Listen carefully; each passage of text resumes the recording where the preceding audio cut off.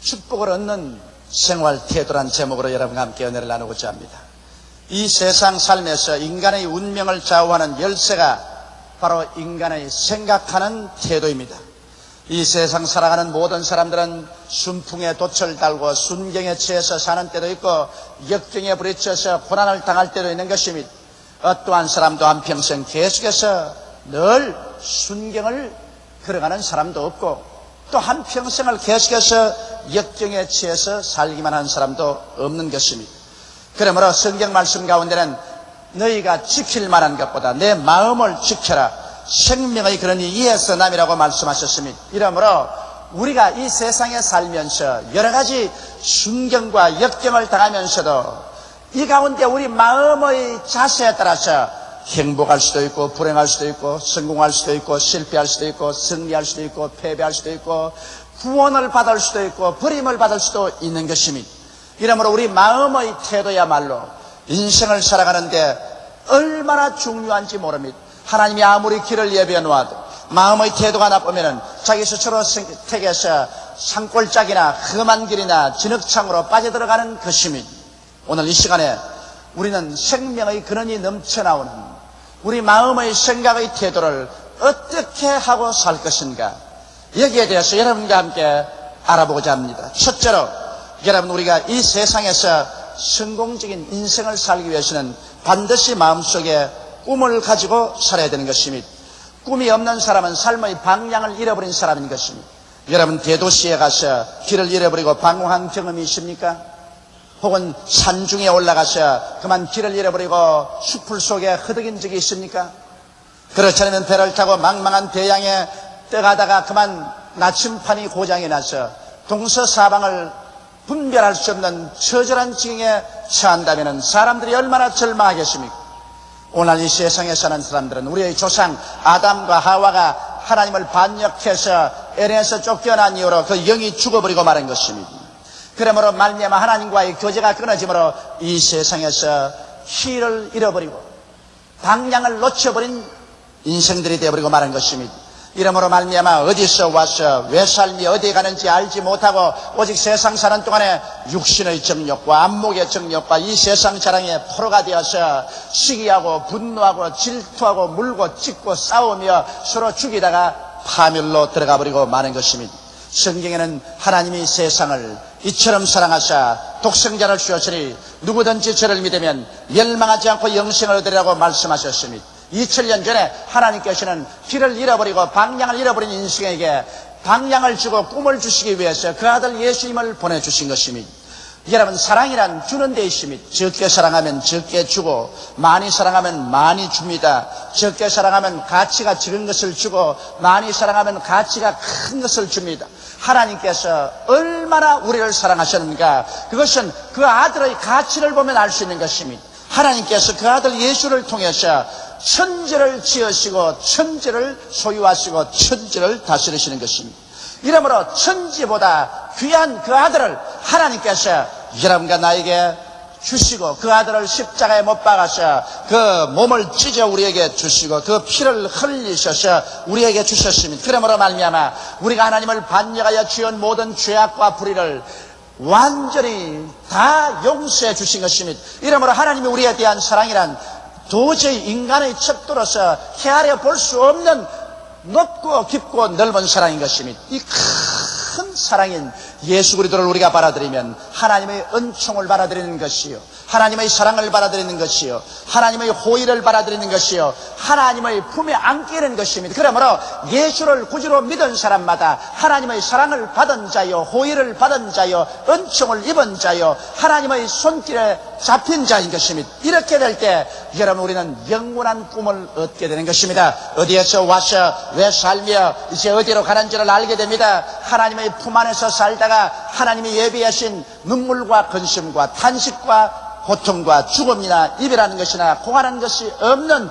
영원한 천국에 들어갈 수 있는 자격을 얻게 되는 것입니다. 이러므로 여러분, 우리는 비로소 영원한 꿈을 얻고 살아갈 수가 있는 것입니다. 이렇게 영원의 꿈을 마음속에 품고 있으면 이 세상에 동남풍이 불고 서북풍이 불어도 우리는 그곳에서 흔들려 파멸당하지 않습니다. 우리의 갈 길을 향하여 우리는 고개를 높이 들고 걸어갈 수가 있는 것입니다. 그뿐만은 아닙니다. 이 세상에 살면서 이 짧은 기간이지만 인생들이 모두 다 세상에 목표를 두고 꿈을 가지고 사는 것이 좋습니다. 목표와 꿈이 있을 때 이 세상의 삶의 방향을 가지고 삶의 이욕이 넘쳐나고 발전이 있으며 성취의 기쁨 가운데서 살아갈 수가 있는 것입니다.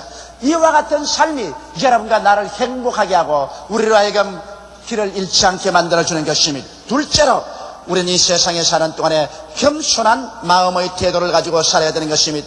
교만은 패망의 선봉이요 거만한 마음은 넘어짐의 앞잡이라고 성경에 말하고 있는 것입니다. 교만이란 자기를 너무 평가 이상으로 높이 생각하는 것입니다. 자기를 고평가해가지고서 자기의 행동이 거만해집니다. 눈이 거만하고 말하는 것이 거만하고 걸음걸이가 거만하고 행동이 거만해지는 것입니다. 바로 사탄이 그와 같은 교만의 선봉장이었습니다. 사탄은 하나님이 지으신 가장 아름다운 천사장이었습니다. 그는 하나님의 기름 부음을 받아서 하나님의 거룩함을 지키며 하늘나라의 모든 음악을 담당한 자였습니다. 그러나 그가 지극히 영화롭고 아름답고 그 능력이 큼을 보고 난 다음에 그만 자기를 평가 이상으로 생각했었습니다. 자기가 하나님보다 못한 것이 무엇이냐고 생각한 것입니다. 그러므로 자기가 하나님 밑에서 순복할 것이 아니라 오히려 하나님과 동등되어야 되겠다고 생각하고 지극히 높은 북극 하늘에 하나님의 보좌에 자기가 올라앉겠다고 생각한 것입니다. 이 말로 다 할 수 없는 거만함이었습니다. 그래서 하나님께서 그를 더럽게 느껴서 하늘에서 내어 쫓아버린 것입니다. 그래서 하나님의 기름 부은 천사가 마귀가 되고 사탄이 되어버리고 마는 것입니다. 진실로 교만은 패망의 선봉이고 거만한 마음은 넘어짐의 앞잡이가 되는 것입니다. 우리는 언제나 마음속에 겸허한 태도를 가지고 살아야 되는 것입니다. 우리가 성공하고 축복받고 실력이 있을수록 우리는 저 스스로 겸허하게 되어서 자기 사실을 살펴보고 살아야 됩니다. 자신 만만하라고 문제없다고 하는 학생들 치고 시험에 좋은 점수를 내거나 합격하는 사람 보지 못했습니다. 왜냐하면 너무 자신이 만만하다고 해서 허술하게 생각하기 때문인 것입니다. 옛말에도 전투에 이기고 난 다음에 투구를 벗지 말라는 말이 있는 것입니다. 이기고 난 다음에 교만하면 그로서 패망해버리고 마는 것입니다. 성경에 보면 그들라오멜 왕이 있습니다. 그가 대군을 거느리고 소돔과 고모라의 연합군과 싸워서 대승을 하고 그 군대를 괴멸시키고 그 모든 백성을 다 포로로 잡고 재산을 다 탈취했습니다. 그 가운데 아브라함의 조카인 롯과 그 가족들도 포함되어 있었습니다. 아브라함이 이 이야기를 듣고 자기 집에서 기른 사병 318명을 거느리고 야음을 타서 소돔과 고모라의 모든 군대를 괴멸한 막강한 군대력을 가진 그돌라오멜 왕을 공격했었습니다.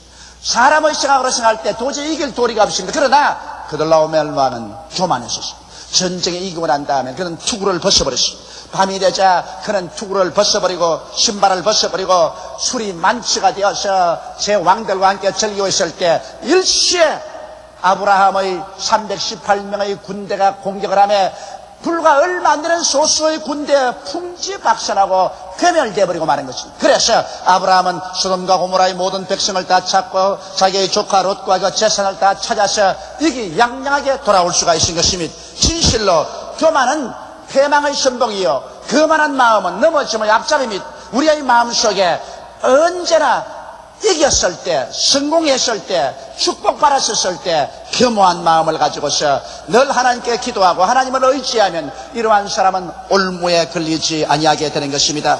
셋째로 우리는 탐욕을 부리는 삶을 살아야 되는 것입니다. 탐욕은 자기의 분수를 뛰어넘어 욕심을 내는 것을 말하는 것입니다. 성경에 보면 아담은 탐욕을 가졌었습니다. 하나님의 형상과 모양대로 지음받아 하나님을 섬기라고 했지 아담이 감히 하나님이 되라고는 말하지 않았었습니다. 사람이 어떻게 감히 하나님이 되려는 탐욕을 가집니까? 그러나 그 마음속에 탐욕이 들어오면 인간은 인간의 분수를 지켜야 되는데 자기 분수를 뛰어넘어 하나님이 되겠다고 생각했었습니다. 그래서 하나님만이 소유한 선악과를 손을 내밀어 따먹고 하나님을 반역하고 그 결과로 처참한 상황에 떨어져 버리고 말한 것입니다. 에덴에서 쫓겨나고 그 영이 죽어버리고 말았습니다. 그 자손이 저주와 공군 가운데 허덕이게 된 것입니다. 탐욕은 언제나 인류 역사상의 고통을 가지고 왔습니다. 여러분, 인류 역사상 지도자들이 하나님이 주신 나라와 그 국경을 뛰어넘어서 탐욕을 가지고 다른 나라까지 점령하려고 하다가 자기 나라도 패망시키고 세상에 불바다를 만들었지 않습니까? 2차 대전 당시에 독일 히틀러가 구라파를 오용화했고 아시아에서 동조가 온 아시아를 불바다로 만든 것은 하나님 앞에서 바른 바 자기의 분수를 뛰어넘어서 탐욕을 가지기 때문에 그와 같이 된 것입니다. 탐욕은 반드시 정상적인 법을 어기게 되는 것입니다. 성경은 말하기를 욕심이 잉태한 즉 죄를 낳고 죄가 장성하면 사망을 낳는다고 말하고 있는 것입니다. 이렇기 때문에 우리는 우리의 생활 가운데서 우리의 분수를 꼭 지켜야만 되는 것입니다. 하나님께서 우리에게 주신 분수, 이것을 지키고 살아야 됩니다. 우리 대한민국이 지금 경제가 잘 돌아가고 수출이 잘 되고 흑자 기조에 올랐었다고 하지만은, 그러나 결코 우리의 경제는 미국과 경쟁할 수가 없는 상태이고 일본을 따라갈 처지에 있지 않습니다. 이러한 상황 가운데서 국민소득 1만 불이 넘는 사람들과 우리가 같이 막 먹고 살고 그들보다 잘 살겠다 한다면 이것은 우리 민족이 탐욕의 길로 들어가는 것입니다. 그러므로 말미암아 얼마 있자냐 이 탐욕은 파탄을 가져오게 되는 것입니다. 이러므로 우리는 이 세상에 살면서 자기의 신분, 자기의 처지를 분명히 알고 하나님이 주신 그 신분과 처지에 따라서 살 때 이 사람은 결코 올무에 걸리지 아니하고 축복 중에 살아갈 수가 있는 것입니다.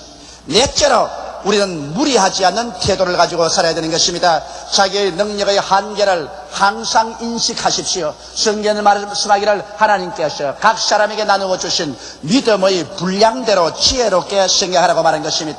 하나님께서는 각 사람에게 믿음의 분량을 주셨습니다. 그 분량이 장차는 잘할지 몰라도 현재 나게 있는 분량 이상으로 힘을 내지 말라는 것입니다. 그러면 파멸당하고 마는 것입니다. 성경에 주님께서 말씀하기를 군사 1만을 가지고 있는 왕이 군사 2만을 거느리고 오는 왕하고 싸움을 하려고 할 때 가만히 계산해보고 도저히 성산이 없거들랑 그 군대가 도착하기 전에 사자를 보내서 미리 화해하라고 말하셨습니다. 또 예수께서 말씀하기를 한 사람이 망대를 짓는데 계산해보고 망대를 다 지을 만한 실력이 있거든 망대를 지으라는 것입니다. 그렇지 않고 막 달라들어가지고서 망대 기초만 지어놓고 난 다음에 짓지 못하면 두고 사람들의 조롱거리가 될 것이라고 말씀한 것입니다. 이러므로 예수님 자신도 여러분 우리가 스스로 자기의 능력의 한계를 깨달아서 그 한계 안에서 살아가라고 말씀을 하고 있는 것입니다. 가정경제생활도 그렇습니다. 수입이 50만 원짜리밖에 없는데 70만 원의 가정경제지출생활을 한다면 자기의 능력의 한계를 넘었기 때문에 얼마 있자냐 비투성이 올라앉고 파탄하고 말 것인 것입니다. 사람의 건강도 그래요. 자기 건강의 한계를 넘어서 무리하게 하면은 얼마 있자냐 병들게 되고 그 몸은 병들어 죽게 되는 것입니다. 사업도 그렇습니다. 사업도 한참 잘 된다고 해서 자기 한계를 넘어서 은행 빚을 잔뜩 내고 사채를 내어가지고서 사업을 확정해놓고 난 다음에 나중에 경기가 나빠지면 그로서 도산해버리고 마는 것입니다. 자기의 실력의 한계를 계산해보고 그 한계 내에서 인생을 살아갈 때 이 사람은 하나님의 축복을 받는 것입니다. 반드시 기도하고 난 다음에 하나님께서 여러분에게 믿음을 주실 때, 레마를 주실 때 그 믿음의 한계를 쫓아서 살아야 되는 것입니다. 바울 선생도 말씀하기를 내게 능력 주시는 자 안에서 내게 능치 못하심이 없다고 말한 것입니다. 기도하고 하나님이 주시는 그 한계 안에서 자기가 능력을 가지고 할 수가 있지, 하나님이 안 주시는 것을 억지로 무리로 밀다가는 파멸되고 마는 것입니다. 그러므로 사람들은 언제나 시대와 환경을 쫓아서 하나님께서 내게 어떠한 한계를 주셨는가 그 믿음의 한계를 살펴보고 그 한계 내에서 일해야만 축복을 받지, 그렇지 않으면 자기와 남에게 거대한 비극을 가져와 버리고 말게 되는 것입니다. 다섯째로 우리는 우리의 마음의 평안을 언제나 갖고 살아야만 되는 것입니다. 여러분 이 세상에 사람이 평안을 잃어버리면 그때로부터 깊은 시험에 빠집니다. 개인적으로 마음의 평안이 없으면 행복도 없습니다. 가정의 평안이 없으면 가정의 행복도 없습니다. 생활의 평안이 없으면 언제나 문제가 생깁니다. 하나님은 평안을 갖다 주고 원수마귀는 불안과 공포와 절망을 가져오는 것입니다. 이렇기 때문에 여러분 우리가 참으로 마음속에 평안을 갖고 살기 위해서는 평강의 왕 예수를 구주로 모시고 믿고 순종하면서 하나님을 받들고 살 때 마음이 평안하고, 마음의 평안을 좀먹고 빼앗는 요소들을 우리의 마음속에서 회개해서 쫓아내야 되는 것입니다. 우리의 마음속에 불의가 들어오고 죄가 들어오고 미움, 원한, 분쟁, 시기, 질투, 싸움 등이 들어오면 마음의 평안은 산산조각이 나버리고 마는 것입니다. 그러므로 한면으로 예수 믿고 평강의 왕과 함께 삶과 동시에 타면으로 우리의 평안을 빼앗아가려는 죄를 회개해야 됩니다.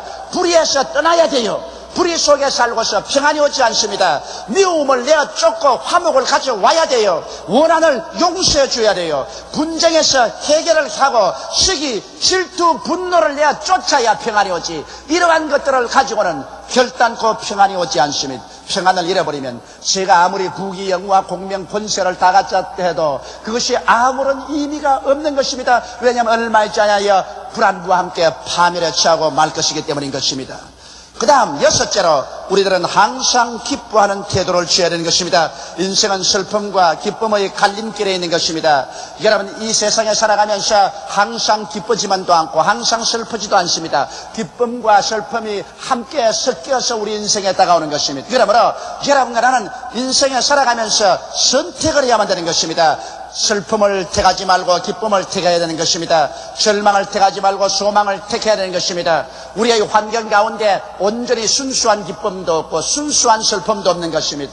여러분과 내가 택해서 우리가 소유해야만 되는 것입니다. 오늘 많은 사람들이 이 세상 삶에서 기쁨보다는 언제나 슬픈 것을 택해서 슬픔을 생각하고 슬픔을 말하고 슬픔을 몸에 걸머쥐고 살아갑니다. 그 때문에 슬픔은 결국 마음을 우울하게 만들고 부정적으로 만들며 파괴적으로 만들고 절망적으로 만듭니다. 그러나 여러분께서 인생을 살면서 기쁨을 택해서 그것을 생각하고 그것을 말하고 그것을 몸에 배어서 살면 기쁨은 마음을 밝고 맑고 환하게 합니다. 긍정적이게 하고 적극적이게 하고 소망차게 하고 창조적으로 나아갈 수 있는 용기와 힘을 허락하여 주시는 것입니다. 이렇기 때문에 우리의 개인 생활이나 가정 생활에 여러분께서 그대로 받아들이지 말고 모든 것을 선택을 해야 되는 것입니다. 어부가 그물을 던져서 고기를 잡아서 해변가에 나와서 그물 안에 있는 고기를 골라냅니다. 쓸만한 것은 그릇에다, 쓸만하지 않은 것은 내가 버리는 것처럼 여러분 인생살이에서 삶의 그물을 던져서 여러분 거두어들인 것 중에서 기쁨을 선택하고 슬픔을 저버릴 줄 알아야 되는 것입니다. 그래서 크고 적은 기쁨들을 다 끌어모아서 그것을 생각하고 말하고 그것을 몸에 배게 하면은 그로 말미암아 여러분의 마음이 밝아지고 맑아집니다. 여러분이 적극적으로 생각하게 됩니다. 긍정적이 됩니다.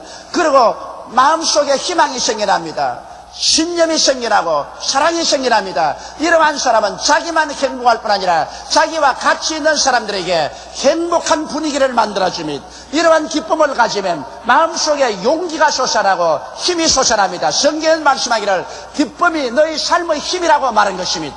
사도 바울 선생같이 처참한 지경에 있은 분은 없습니다. 그는 복음을 전가하다가 로마 감옥에 들어갔어요.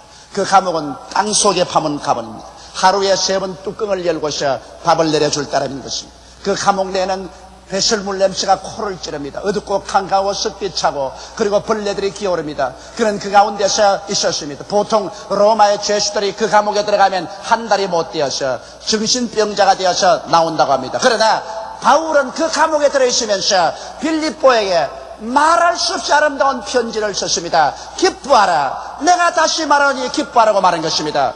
바울 선생이 그 로마의 감옥에서 기뻐할 거리가 없지만은 그는 인생에 다가오는 수많은 문제 가운데서 슬픔을 택하지 않고 기쁨을 택한 분인 것입니다. 그는 어둡고 캄캄한 감옥 속에서 하나님을 생각하고 예수님의 구원을 생각하고 그 어둡고 캄캄한 곳이라도 성령이 같이 계신 것을 생각하고 영생을 생각하고 하나님의 축복을 생각했었습니다. 믿음, 소망, 사랑을 생각했습니다. 그러므로 말미암아 그는 기도를 통해서 찬송을 통해서 그 영혼 속에 기쁨이 충만했습니다. 그래서 다른 사람은 정신병 환자가 되어 나갔는데도 불구하고 그 영은 영광으로 꽉 들어차고 마음은 여유와 평강과 기쁨으로 꽉 들어차고 몸은 건강하시며 오히려 빌립보에서 활기차게 태양빛 아래서 사는 사람들에게 편지하기를 기뻐하라. 내가 다시 말하노니 기뻐하라고 편지할 수가 있었던 것입니다.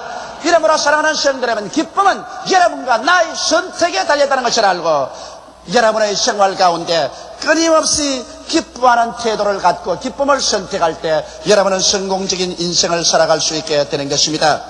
그 다음 7째로 하나님을 삶의 원천으로 삼는 태도를 가져야 되는 것입니다. 아담과 하와가 타락한 이후로 에덴에서 쫓겨났으니까 하나님의 예비한 동산에서 쫓겨나고 가는 곳마다 가시와 응급기가 나셨으며 사람들은 자기의 수족을 놀려서 이마에 땀을 흘려야 먹고 살았으며 그래서 그때부터 지금까지 사람은 있는 힘을 다해서 손톱이 닳아지도록 발톱이 닳아지도록 애를 써야 먹고 삽니다. 이러므로 인간이 생각한 것은 이제는 사람밖에 사람을 도와줄 자가 없다. 내 사지밖에 나를 도와줄 자가 없다. 그래서 인본주의가 된 것입니다. 오늘날 인간이 세운 정치, 경제, 교육, 문화, 군사, 산업, 과학은 모두 다 사람들이 발부둥을 쳐서 만들어놓은 것입니다. 이러므로 말미암아 사람들은 사람 위에 사람 없고 사람 밑에 사람 없다. 오직 사람이 사람을 도와야 산다는 결론에 도착한 것입니다. 그러나 지금으로부터 2000년 전에 자연 이상, 인간이 세운 세계 이상 하나님의 나라가 이 땅에 임하게 된 것입니다. 인간 세계는 인간의 힘으로 살아야 되겠지만 이제 하나님께서는 천국을 우리에게 가지고 오셨습니다. 예수께서 말씀하기를 회개하라 천국이 가까워 왔다고 말씀하는 것입니다. 예수님의 십자가에 못 박여 죽었다가 부활한 이후로는 이제 성령으로 말미암아 천국이 우리 속에 와 있기 때문에 이제 예수 믿는 사람들은 이 인간 자연세계나 인간세계 인본주의로만 살 수 있는 것이 아니라 이제는 신본주의로 하나님을 삶의 자원으로 삼고 살 수 있는 새로운 세계가 열려버리고 말한 것입니다. 성경은 말씀하시기를 나의 의인은 믿음으로 말미암아 살리라 뒤로 물러가면 내 마음이 저를 기뻐하지 아니하라고 말하셨으며 성경에는 사람이 떡으로만 살 것이 아니요 하나님의 입으로 나오는 모든 말씀으로 살 것이라고 하셨으며 성경에는 그 나라와 그 일을 먼저 구하라 그리하면 이 모든 것을 너에게 도하시라고 말씀하셨으며 성경에는 주라 그리하면 돌려줄 것이니 곧 후회되어 눌러 흔들어 넘치게 안겨주라고 말씀하신 것입니다. 이러므로 예수 그리스도로 말미암아 하나님께서는 새로운 세계를 우리에게 열어 제껴놓은 것입니다. 이곳에는 십자가를 통하여 죄의 용서의 세계가 있습니다. 죄가 용서받고 의롭게 된 세계가 있으며 하나님과 화목이 이루어져서 성령이 우리 속에 인쳐지시고 임하시는 체험이 있으며 이 속에는 기도로 말미암아 가지가지 영과 마음과 몸과 생활의 병이 고침받는 치료의 역사의 세계가 있으며 이곳에서는 저주의 가시와 응급기가 사라지고 실패와 낭패가 사라지며 하나님의 축복으로 말미암아 영혼이 잘됨같이 범사에 잘되며 강건한 축복의 세계가 열렸으며 이곳에서는 사망과 음부가 철폐당하고 예수 안에서 영생을 얻고 영광을 얻고 천국에 소유된 이러한 세계가 열리는 것입니다. 오중복음이 열려 있으며 이 천국의 세계의 자원을 가지고 살면 여러분과 나는 모두 다 영혼이 잘됨같이 범사에 잘되며 강건하고 생명을 얻게 넘치게 얻는 삼박자 축복의 생활을 할 수 있는 새로운 세계가 열려져 있는 것입니다. 이러므로 우리는 하나님을 우리 삶의 자원으로 삼고 살아야 되는 것입니다. 세상 사람 보기에는 어리석게 보일 것입니다. 주일 바쁜데 교회 나와서 예배드리고 자기의 10일 수입 중에 10분지 1을 하나님의 재단에 드리고 그리고 주님 중심으로 사는 것 보면 어리석게 보인 것입니다. 왜? 그 사람들은 영이 죽었기 때문에 아담 이후로 지금까지 인본주의로 인간의 수족을 놀려서 인간의 수단과 방법으로 인간의 능력으로 뼈 빠지게 살아온 것밖에 모르기 때문인 것입니다. 그러나 예수 안에서는 새로운 세계가 열린 것입니다. 할렐루야. 하늘과 땅과 세계와 그 가운데 모든 것을 지으시고 소유하시고 이를 다스리시는 하나님께서 우리 친아버지가 되시고 우리는 친자녀가 되어서 우리는 하나님의 품에 살게 됩니다. 하나님은 여러분과 나에게 새로운 계약을 주셨습니다. 우리의 믿음의 조상 아브라함에게 멜기세덱이 오셔서 떡과 포도주를 주어서 언약을 맺을 때 멜기세덱에게 아브라함이 자기의 얻은 채 일체의 11조를 드려서 언약의 약속을 맺고 하나님의 풍성한 축복 가운데 살은 것처럼 오늘날 성경에 보면 멜기세덱은 예수 그리스도의 그림자라고 말합니다. 그러므로 바로 오늘 우리의 멜기세덱은 예수 그리스도시요 바로 예수 그리스도의 몸된 교회인 것입니다. 예수께서 우리에게 와서 당신의 몸을 찢어서 우리에게 떡으로 주시고 당신의 피를 쏟아서 우리에게 음료수로 주셨습니다. 그러므로 새로운 언약을 맺은 우리들은 이 언약을 믿고 받아들인 증거로서 우리의 11조를 주의 나라의 믿음의 씨앗으로 심고 난 다음에 우리가 하나님을 삶의 자원으로 삼고 감사하고 기도하고 믿음으로서 나가면 눈에 나무 전가 안 보이고 귀에는 아무 소리 안 들리고 손은 잡히는 것도 없어도 주께서 함께 하심으로 그 다른 말씀으로 우리의 생활 가운데 하나님의 역사를 확정해 주시는 것이요, 여러분과 나는 일어서나 앉아나 하나님의 능력으로 승리의 삶을 살 수가 있는 것입니다. 사랑하는 성도 여러분, 그러므로 오늘 이 시간에 우리는 삶의 태도를 올바르게 가지십시다. 하나님이 예비한 대로로 우리가 걸어가서 살고, 절대로 산골짝 가시밭길 진흙창으로 잘못 들어가서 고생하는 여러분이 없게 되시기를 주님의 이름으로 축원합니다. 다 같이 고 계시게 기도드리겠습니다. 만군의 야훼 우리 아버지 하나님이시여, 하나님의 은총과 사랑을 생각할 때 만입이 신들 무엇으로 감사하오리까. 우리 하나님은 우리를 위해서 대로 아스팔트 길을 만들어 놓았지만은, 우리가 하나님을 알지 못하고 거역해서 산골짝 험한 길 진흙창 속에 들어가서 만신창이가 된 적이 얼마나 많습니까? 우리 아버지, 오늘 이 시간에 예수 안에서 천국의 꿈을 가지고, 그 뜨거운 꿈을 가지고서 확실히 인생의 삶의 목적과 방향을 알고 살아가게 도와주시옵소서. 이 세상에서도 하나님의 은혜로 꿈을 가지고 사는 우리들이 되게 도와주시옵소서. 아버지, 교만하지 말고 언제나 겸허하게 자기를 살피며 낮추며 살게 도와주시옵시고, 우리 아버지 탐욕을 버리고 자기의 분수에 맞는 삶을 살게 되게 도와주시옵시고, 아버지여, 자기의 하나님이 나누어 주신 능력의 한계를 알고 그 한계를 뛰어넘어서 모험하다가 박살이 나는 일이 없게 되게 도와주시옵소서. 아버지, 항상 우리 마음에 평안을 가지고 평안을 빼앗는 모든 죄와 불의, 미움, 분쟁을 다 제껴버리고 평안하게 살게 도와주시옵시고, 우리의 삶의 기쁨을 선택하게 도와주시옵시고, 하나님을 우리 삶의 깊은 자원으로 삼고 하나님 천국 속에서 사는 우리들이 되게 도와주시옵소서. 세상 나라에 살면서 이미 하늘나라가 우리 속에 와 있으므로 하늘나라의 능력에 의지해서 사는 우리들이 다 되게 도와주시옵소서. 예수님 이름 받들어 기도드리옵나이다. 아멘. 축복으로 가는 길목에서 이와 같은 제목으로 여러분과 함께 은혜를 나누고자 합니다. 이스라엘 백성들은 430년이라는 기나긴 세월 동안 애굽에서 더부살이 종살이를 했습니다. 그 극심한 고통 속에 그들이 야훼 하나님께 주야로 부르짖음에 하나님이 응답하시고, 모세를 보내셔서 그 강한 손과 편팔로 홍해수를 기적적으로 건너고 수르 광야로 들어왔습니다. 광야로 들어와서 사흘 동안 여행을 해도 물을 발견하지 못한지라 목이 타고 입술이 터지고 기갈에 견딜 수가 없었습니다. 그러다가 겨우 물을 발견했는데 백성들이 가서 물을 마셔보니 물이 써서 마실 수가 없습니다.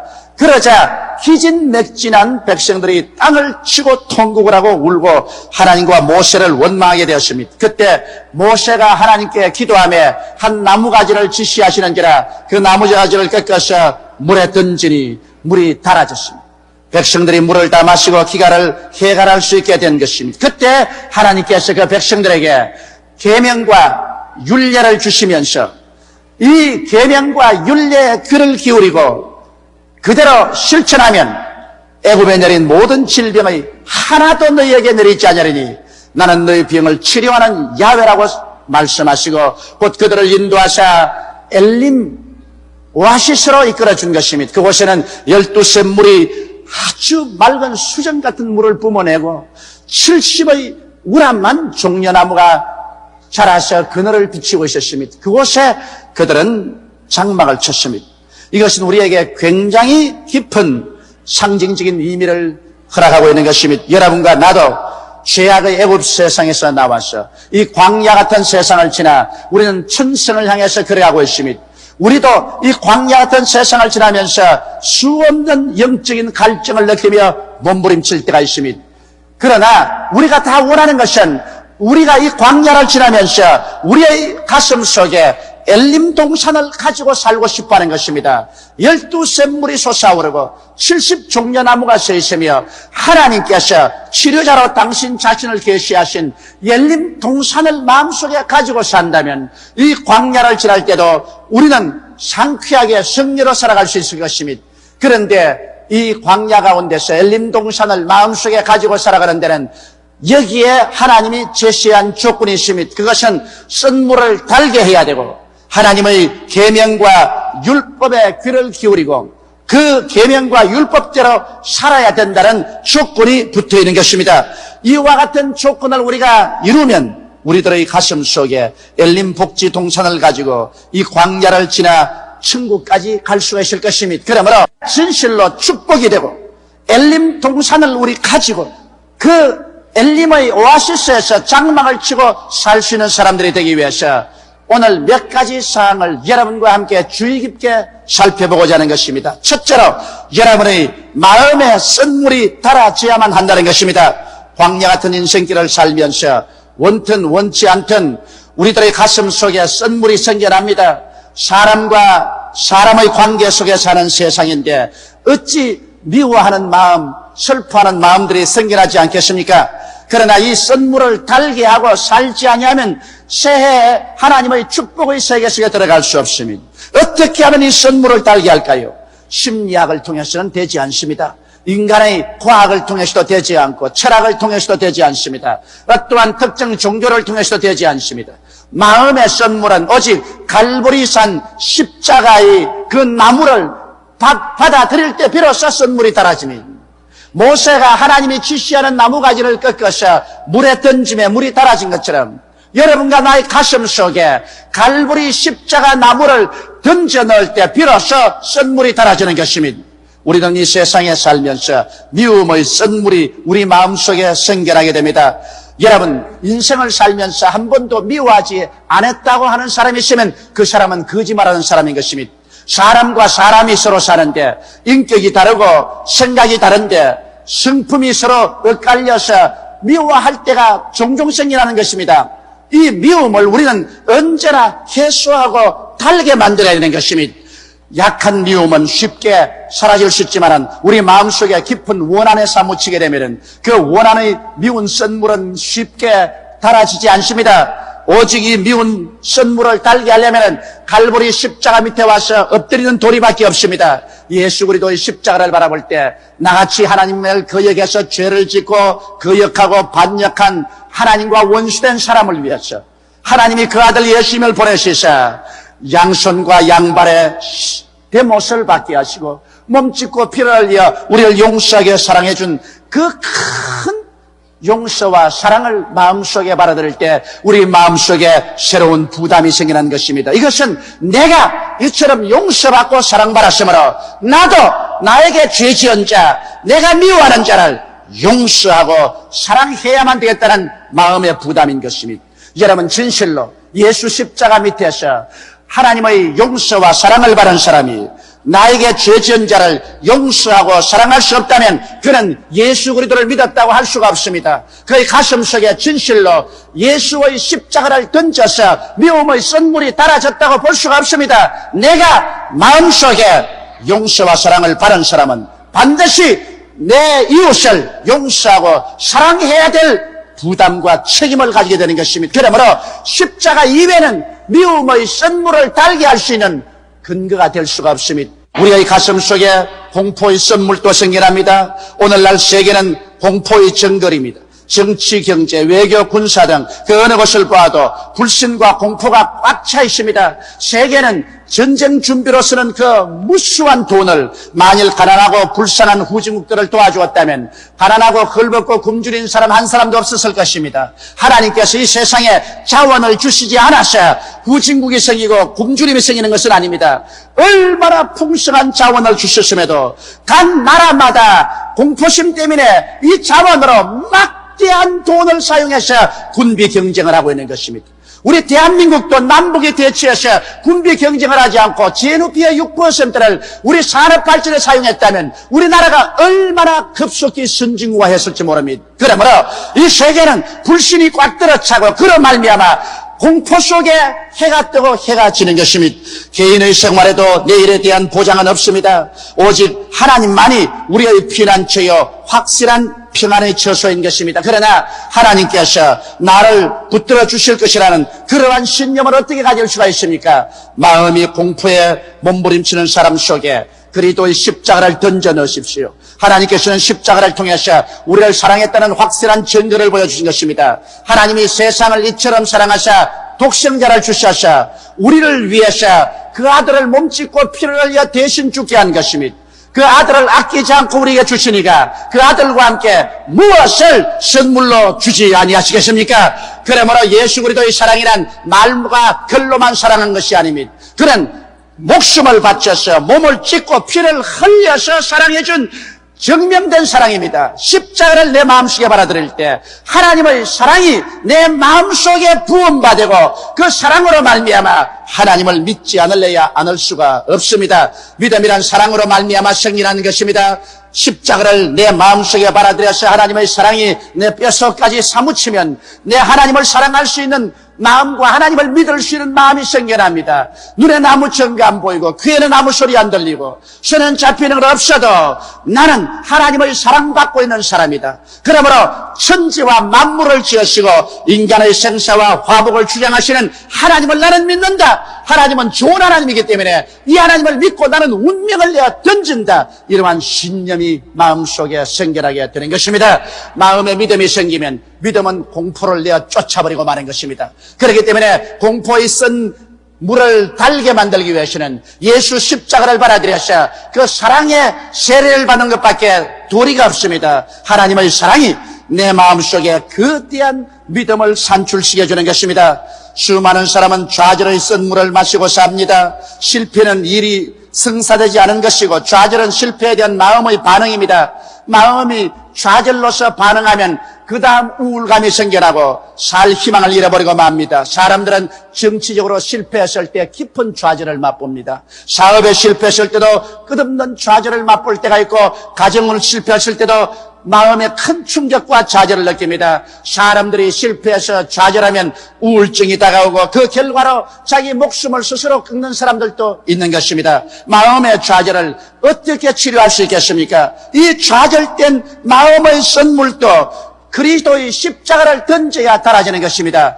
이 세계 인류 역사 가운데 십자가보다 깊은 좌절이 없습니다. 하나님의 아들이 오셔서 이 세상 사람들 죄 용서하고 병 고쳐주고 귀신 쫓아내주고 먹여주고 위로해주고 살려주었는데 이 예수를 로마 사람과 유대인들이 잡아서 십자가에 못 박아버리고 마는 것입니다. 예수를 따라서 12제자는 모든 부모, 친척, 가상을 다 버리고 따라왔었습니다. 예수를 통해서 이스라엘 나라가 복구될 줄 알았습니다. 그런데 예수님이 십자가에서 처절하게 죽는 것을 보았었을 때 그들의 좌절은 끝이 없었습니다. 예수님조차도 그 고통 속에 얼마나 좌절이 들은지 하나님이여 하나님이여 어찌하여 나를 버리시나이까 통곡하고 부르짖은 것입니다. 제자들은 예수님을 버리고 다 뿔뿔이 도망치고 말았고 수혜자인 베드로조차 예수를 모른다고 3번이나 부인을 하게 된 것입니다. 얼마나 깊은 좌절이요 절망인 것입니까? 그러나 사흘 만에 하나님께서 이 예수를 죽은 자 가운데서 부활시킴으로 말미암아 흑암은 강명으로 절망은 소망으로 죽음은 생명으로 빛나고 좌절은 승리의 개선가로 변화되고 마는 것입니다. 그래서 오늘날도 인생의 가장 깊은 좌절 속에 있는 사람들 속에 십자가를 던지면 십자가는 좌절과 승리의 상징인 것입니다. 십자가를 통해서 깊은 좌절에 있는 우리의 영혼 속에 하나님의 부활의 생명을 부어주는 계기가 되는 것입니다. 이러기 때문에 하나님을 사랑하는 자, 곧 그 뜻대로 부르심을 입은 자들에게는 모든 것이 합력하여 선을 이룬다고 성경은 말하고 있는 것입니다. 좌절된 사람의 가슴 속에 십자가를 던져 넣으십시오. 그 좌절의 선물은 달아지고 마는 것입니다. 둘째로 선물을 달기 위해서 영혼의 기가를 우리가 채우면 이제 하나님의 계명에 귀를 기울이고 그 율례를 지켜야만 하는 것입니다. 구원은 선물로 받지만 축복은 계명을 지켜야만 받을 수 있는 것입니다. 성경에는 내 앞에 다른 신을 두지 말라고 말하는 것입니다. 여러분, 우리가 다른 신을 두지 않아도 인본주의적으로 살면 그것도 인본주의적인 신인 것입니다. 오늘날 세계에서 가장 흉악한 다른 신은 인본주의인 것입니다. 사람을 의지하고 사람을 하나님 대신에 갖다 앉혀놓은 것입니다. 이 인본주의 신을 내어 쫓고 우리는 전적으로 야훼 하나님만 섬겨야 되는 것입니다. 우상에 절하지 말라고 했는데 나무나 돌이나 쇠로서 만든 우상에 절하지는 않지만은 하나님보다 더 사랑하는 것은 우상입니다. 내 지위나 명예나 권세나 돈이나 쾌락을 하나님보다 더 사랑하면 이것은 당연히 우상 숭배인 것입니다. 그러므로 오늘 예수 믿는다고 하면서 우상에 절하는 사람이 수없이 많습니다. 우리는 이런 우상을 다 내어 쫓고 마음을 다하고 뜻을 다하고 정성을 다하고 목숨을 다하여 주 하나님을 사랑하는 사람들이 되어야 되는 것입니다. 하나님의 이름을 망령되이 부르지 말라고 하셨습니다. 하나님의 이름은 천지와 만물을 지은 이름이니 우리가 그 이름을 경외하고 예배해야지 하나님의 이름을 장난삼아 사용해서는 안 됩니다. 안식일을 거룩히 지키라고 했습니다. 안식일은 개인의 오락을 취하지 말아야 됩니다. 안식일은 하나님을 섬기고 하나님을 생각하는 분위기를 만들고 살아야 되는 것입니다. 개인적인 쾌락과 오락을 취하는 안식일을 만들어서는 안 될 것입니다. 내 부모를 공경하라고 말했습니다. 오늘날 우리들은 부모를 공경하지는 못할지언정 마음속에 부모를 미워하고 욕하는 일은 하지 말아야 되는 것입니다. 수많은 사람들이 그들 마음속에 부모에 대한 원망과 부모에 대한 대적감을 마음속에 가지고 있습니다. 오늘 이것을 우리는 회개하고 그리고 우리 있는 힘을 다해서 부모에게 행복을 갖다 줄 수 있도록 공경하고 공양하는 일을 해야만 하는 것입니다. 성경에는 살인하지 말라고 하셨습니다. 여러분 오늘날 살인이 너무나 흥행합니다. 수많은 사람들이 쉽게 싸움하면 쳐서 죽여버리고 도적들도 물건만 훔치면 좋은데 사람을 살인합니다. 성경에는 간음하지 말라고 말했습니다. 다윗은 우리아의 아내 밧세바를 취하여 간음했습니다. 다른 주인이 있는 여자를 취해서 내 것으로 삼으면 이것은 간음이 되는 것입니다. 우리아 주인이 방금 일선에 나가서 전쟁에 가 있는데 그 아내의 아름다움에 도취된 다윗이 그 아내를 취해서 간음을 했습니다. 그러고 난 다음 그 아내가 잉태됨에 그것을 감추기 위해서 우리아를 불러서 집에 데리고 왔으나 그 아내하고 동침하지 않습니다. 내 동료들이 일선에서 고생하고 있는데 나 혼자 어찌 아내하고 동침하리요. 그래서 할 수 없이 다윗은 우리아를 최전방에 보내서 적군의 화살에 맞아 죽게 하셨습니다. 그러고 난 다음에 사람은 전쟁에 나가서 죽이기도 하고 죽기도 한다고 그렇게 변명을 했습니다. 그러나 하나님은 그때로부터 다윗의 집안을 심판했었습니다.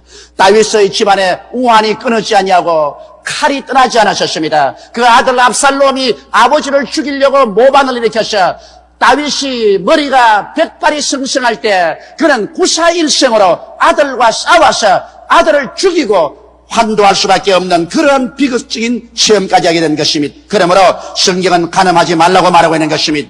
도적질하지 말라고 합니다. 우리들은 쉽게 하나님의 11조도 도적질하고 또 내 분수에 맞지 않은 것, 내 노력하지 않은 것을 손에 넣으려는 감정이 있습니다. 이것은 타락한 마음의 감정입니다. 선악과를 도적질한 아담과 하와의 섭성이 오늘날도 남아있어서 우리 노력하지 않은 것을 우리는 손에 넣으려고 하는 감정이 있습니다. 도적질한 것은 회개하고 도적질하지 말아야 됩니다. 내 이웃을 거짓 증거하지 말라고 했었습니다. 우리는 세상에 살면서 이웃의 흉을 보고 이웃을 거짓으로 증거해서 상처를 입힌 적이 한두 번이 아닙니다. 이웃을 거짓 증거하는 이 죄는 모든 사람이 짓고 있는 죄입니다. 이 죄를 우리는 회개해야만 되는 것입니다. 내 이웃을 탐하지 말라고 말하셨습니다. 이웃이 잘 먹고 잘 입고 잘 사는 것 보고 우리가 탐을 내어서 시기하고 분노하고 질투해서 그들에게 상처를 입히려고 해서는 안 됩니다. 물론 비정상적으로 하는 것은 비난받아야 할 만하겠지만 정상적으로 노력하고 애써서 나보다 잘 되는 것 내가 시기하고 질투해서는 안 되는 것입니다. 내 분수대로 내 노력대로 하나님께 감사히 살고 또 하나님께서 더 축복해 주기를 기대하는 것이 우리들의 신앙생활이 되어야 될 것인 것입니다. 우리가 진실로 하나님의 은총을 받고 살려면 이와 같은 계명을 항상 읽고 이 계명에 귀를 기울이고 이 계명대로 살려고 노력할 때 하나님께서 우리에게 은총과 축복을 주시는 것입니다. 셋째로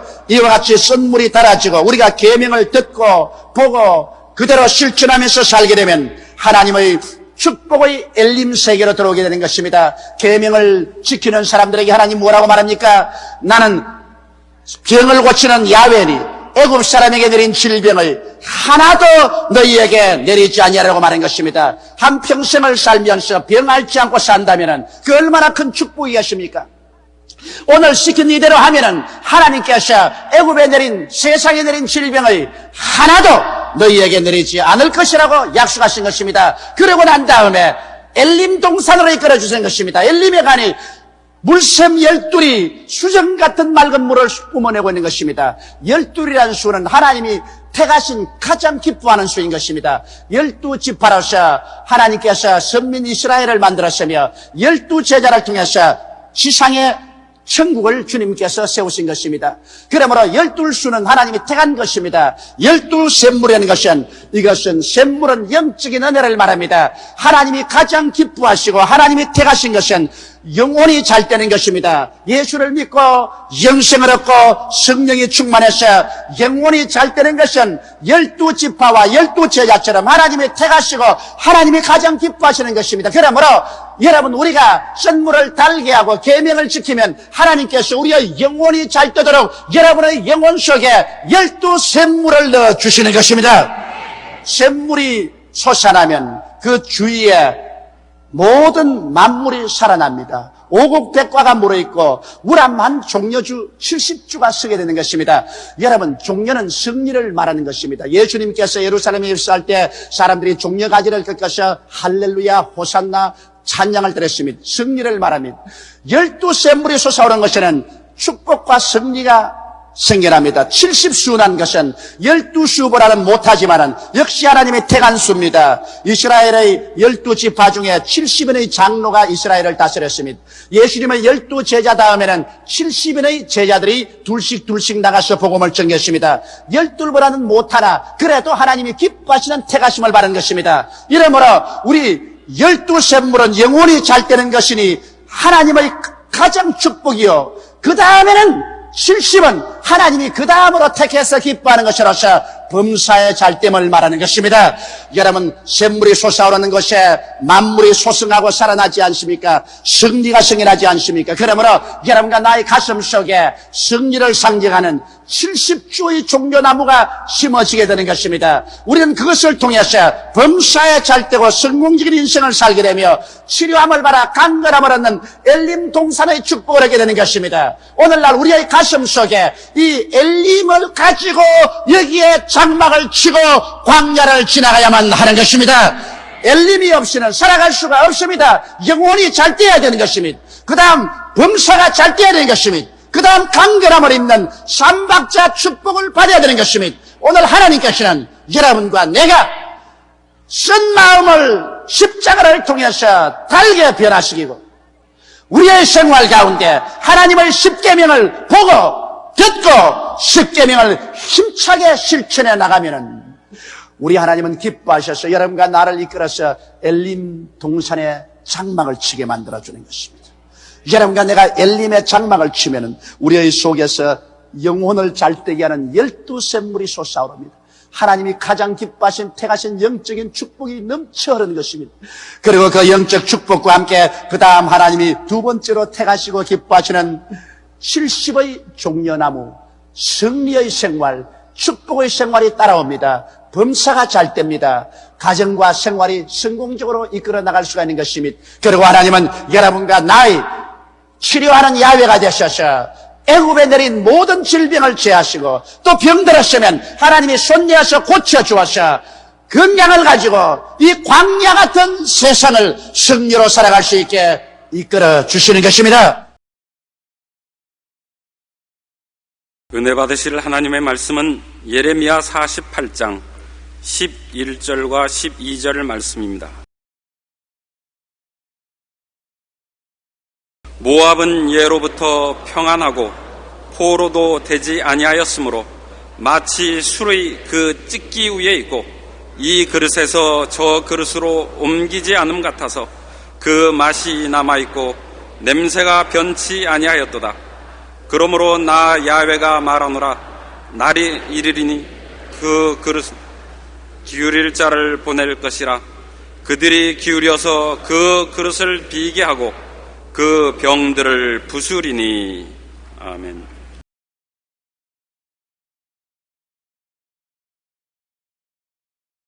오늘 저는 여러분과 더불어 축복과 고난의 비빔밥이라는 제목으로 말씀을 나누겠습니다. 한 번은 일본 목사님이 제게 그런 질문을 해요. 조 목사님, 우리 일본 사람들은 절대로 밥과 반찬을 비벼서 먹지 않습니다. 왜 한국 사람에게는 비빔밥이 있습니까? 갑자기 그 질문을 당하니까 제가 당황해서 대답을 할 수가 없었습니다. 그래서 제가 임기응변으로 대답을 만들어냈어요. 일본은 섬나라라서 해외에 침략을 당치 않았지 않습니까? 우리 한국은 반도 삼천리 강토라 5천년 역사 가운데 5,000번 이상으로 대륙의 침략을 받고 또 일본 외국의 침략을 당했습니다. 그 결과로 편안히 앉아서 밥 먹고 반찬 따로 먹을 시간이 없어요. 한 머리 일해야 되고 한 머리 싸워야 되기 때문에 그냥 밥에다가 반찬 부어가지고서 삭삭 비벼서 빨리 먹고 빨리 일하고 빨리 싸워야 되므로 비빔밥이 한국에 유래되었습니다. 참말인지 거짓말인지 모르겠어요. 제가 지은 것입니다. 그런데 실제로 우리 예수 믿는 신앙생활은 고난과 축복의 비빔밥입니다. 첫째로 우리가 편안하게 살게 되면 별 도리 없이 이끼가 낍니다. 여러분, 연못이 물이 출렁이지 않고 편안히 조용한 연못에 가보십시오. 이끼가 가득한 것입니다.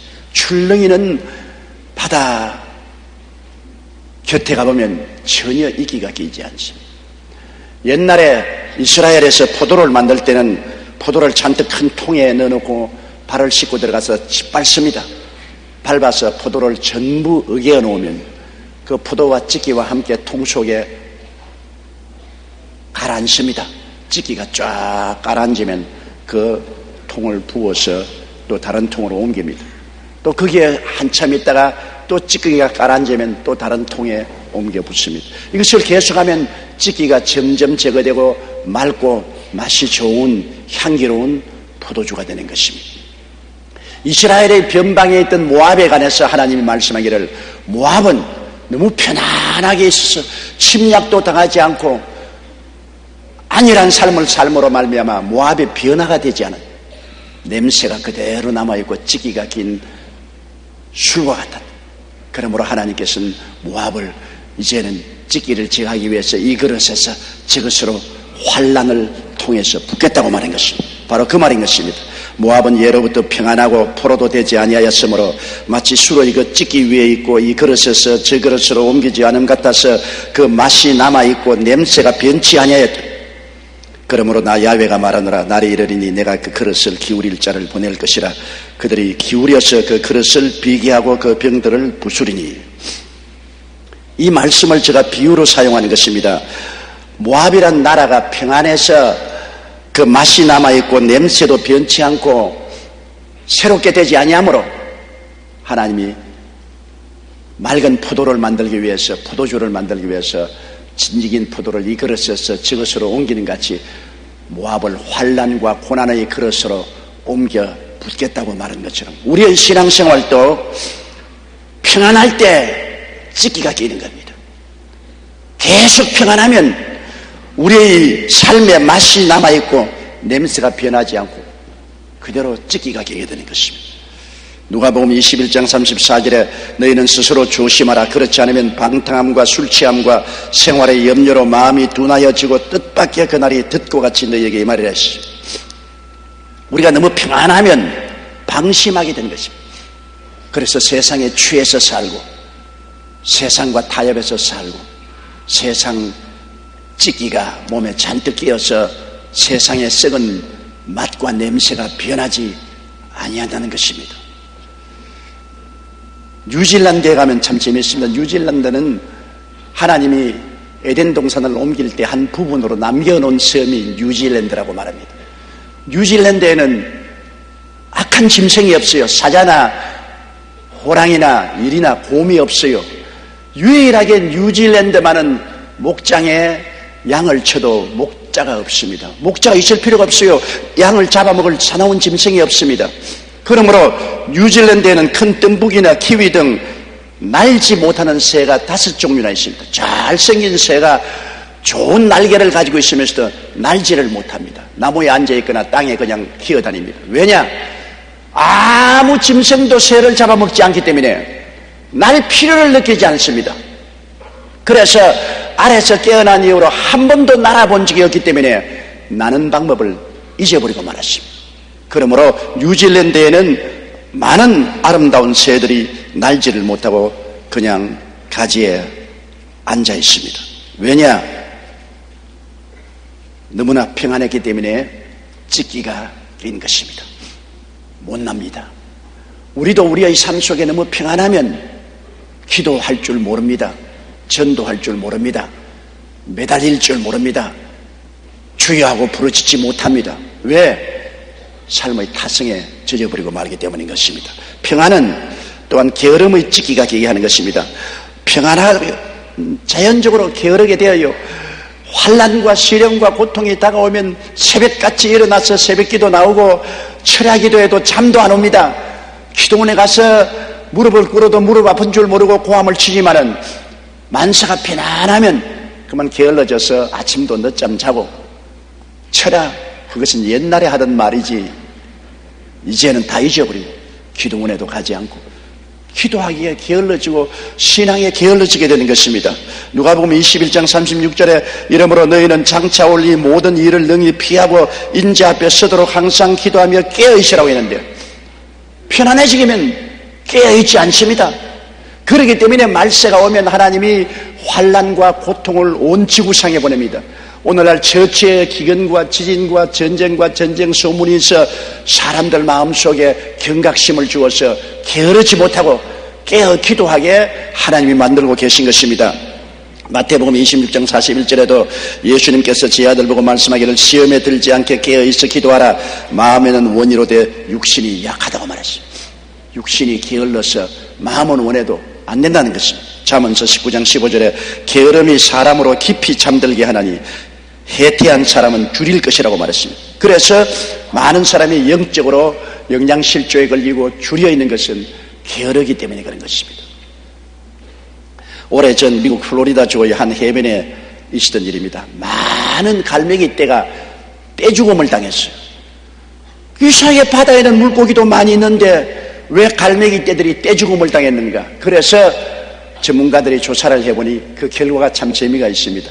오랫동안 그 해변은 미국의 새우잡이 배들이 와서 그곳에서 그물을 틀고 그물을 깁고 또 새우잡이를 나가기 때문에 새우잡이 배들이 와서 그물을 틀 때 그물에 붙은 많은 새우들이 떨어지므로 갈매기들이 아무런 힘들이지 않고 새우를 먹고 편안하게 자랐습니다. 그런데 기후가 변화되어서 새우떼가 남쪽으로 옮겨가므로 배들이 그만 남쪽으로 다 옮겨가고 다시는 새우 배들이 그 해안에 오지 않았습니다. 그러니까 이 갈매기들이 공짜로 그물에서 떨어지는 새우만 먹고 살았다가 그 공짜로 떨어지는 새우가 없으니까 게을러져 가지고서 물고기 잡기를 원치 않습니다. 눈앞에 물고기가 댕겨도 이제는 물고기를 잡지 않고 오히려 굶어 죽게 되는 것입니다. 사람이 편안하면 타성에 젖어서 열심히 애쓰고 힘쓰면 살 수 있는데도 불구하고 안 하지요. 우리 한국도 3D 직종이라는 게 있지 않습니까? 어렵고 힘들고 위험한 일은 안 합니다. 6.25가 나고 어려울 때는 어떠한 일도 우리 다 했죠. 그러나 이제 생활에 편안해지고 삶이 윤택해지니까 사람들이 편안하고 쉽고 안전하고 많이 돈을 주는 그러한 직장에 들어가서 일을 하려고 하고 3D 직종은 일을 안 합니다. 굶어 죽어도 안 하려고 해요. 굶어 죽는 갈매기 떼와 같은 것입니다. 편안하게 새우를 먹던 습관이 들어졌기 때문에 이제는 편안한 새우를 먹을 수 없으니까 차라리 굶어 죽어도 물고기는 안 잡겠다는 것입니다. 그러므로 게으르면 죽습니다. 그런데 게으름의 찢기는 편안할 때 별 도리 없이 우리에게 다가오는 것입니다. 편안하게 살다 보면 나태해지고 게을러져서 결국에는 아무것도 하지 못하게 됩니다. 안셀무스는 말하기를 태만은 살아있는 사람의 무덤이라고 말했습니다. 그리고 우리가 편안해지면 탐욕의 찢기가 낍니다. 부지런히 일하는 사람에게 탐욕의 마귀가 붙지 않습니다. 그러나 편안해지면 자꾸만 욕심이 들어오는 것입니다. 아담과 하와가 에덴 동산에서 왜 탐욕에 잡혔나요?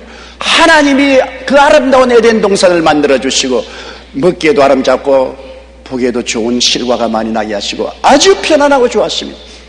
너무 편안했기 때문에 아침부터 저녁까지 하나님이 주신 은혜만 누리고 할 일이 없으십니다. 그러니까 자연적으로 마귀의 꾀임에 빠져 탐욕을 갖게 된 것입니다. 사람으로서 편안하게 살면 되는데 하나님이 되라, 하나님처럼 되라, 그 욕심의 유혹에 빠져서 그만 하나님을 반역하고 타락한 것입니다. 탐욕이 들어오면 타락합니다. 왜 탐욕이 들어옵니까? 편안하기 때문에 탐욕의 찌기가 그 마음속에 들어오게 되는 것입니다. 편안하고 아니라면 언제나 음란하고 방탕하게 되는 것이 오늘날 우리 세상이 잘 보는 것입니다. 야고보서 1장 14절로 15절에도 오직 각 사람이 시험을 받는 것은 자기 욕심에 끌려 미혹됨이니 욕심이 잉태한 즉 죄를 낳고 죄가 장사한 즉 사망을 낳느니라고 말한 것입니다. 또 계속 평안하기만 하면은 교만의 찌기가 낍니다. 편안하고 만사형통하면 날 좀 보세요, 내가 얼마나 잘났습니까? 그러므로 내가 하는 일은 다 만사형통하는데 왜 당신들은 고통당하고 괴로움당하고 어려움을 당합니까? 못난 것들, 그렇게 합니다. 자기를 과대평가하고 교만이 들어오는 것입니다. 잠언서 16장 18절에 교만은 패망의 선봉이요 거만한 마음은 넘어짐의 앞잡이라고 말한 것입니다. 호세아 13장 6절에 저희가 먹이온 대로 배부르며 배부름으로 마음이 교만하며 이로 인하여 나를 잊었느니라. 배부르고 편안하니까 교만해지는 것입니다. 사람이 실패하고 낭패할 때 위험한 것이 아닙니다. 성공하고 모든 사람들에게 박수 갈채를 받고 칭찬받을 때가 위험한 때인 것입니다. 왜? 쉽게 교만해져서 자만심을 가지게 되므로 넘어지게 되는 것입니다. 저는 초등학교 다닐 때 학교 대표인 100m 선수였고 중등학교 다닐 때는 800m 선수였습니다. 우리 코치가 늘 한 말이 1등할 때 조심하라. 너 앞에 뛰어가는 사람이 있을 때는 그 사람 보고 뛰지만은 네가 1등을 하게 되면 무슨 유혹에 빠졌냐? 뒤를 돌아가고 싶다. 얼마나 따라왔는가? 한 번 돌아보는데 수초의 시간을 잃어버리게 되고 결국에는 너는 1등 자리를 잃어버리게 된다. 그러므로 절대로 1등할 때 뒤를 돌아보지 마라. 돌아보면 너희는 박살이 난다. 1등할 때 돌아보고 싶습니다. 내가 얼마나 앞에 갔는가 싶어서 돌아보고 싶어요. 언제나 우리 삶에 1등을 했다고 생각할 때 돌아보고 자만심을 가지기 때문에 그만 넘어지고 자빠지게 되는 것입니다. 편안하게 되면 교만의 찌기가 끼게 되는 것입니다. 또 너무 계속 편하게 되면 세상 쾌락의 찌기가 끼게 되는 것입니다. 갈라디아 5장 19절에 육체의 일은 현저하니 곧 음행과 더러운 것과 호색이라고 말했습니다. 사람이 편안하고 잘 살게 되면 평균적으로 이 세상에 따라오는 유혹이 술 취함과 방탕함과 음란인 것입니다. 편안하고 음란하고 방탕하고 술 취하지 않은 사람이 없어요. 내가 미국에 좋은 친구 한 사람 만났는데 그분이 아들이 없고 딸만 있어요. 그래서 저보고 이런 이야기를 참 자기는 고민이 많다 그래요. 왜 고민이 많으니까 시집을 보내야 하는데 신랑감 구하는 것이 너무나 고통스럽다. 왜? 똑똑한 놈 구애가 출세하고 성공하면 반드시 이놈 바람 피운다. 그리고 못난 놈 구해놓으면 평생도록 멀렐레가 딸의 짐이 된다. 그러니 못난 놈을 구해놓으면 딸의 짐이 되고 잘난 놈 구해놓으면 반드시 바람 피우고, 그러니 딸 가진 부모의 심정이 얼마나 괴로운지 조 목사는 모르지, 딸이 없으니까 모르지 그러더라고. 딸 가진 부모가 그런 고생을 해요. 잘나고 성공하면 반드시 세상의 유혹에 빠져 술 취하고 방탕하고 음란하게 되는 것이 오늘 세상에 가는 것입니다.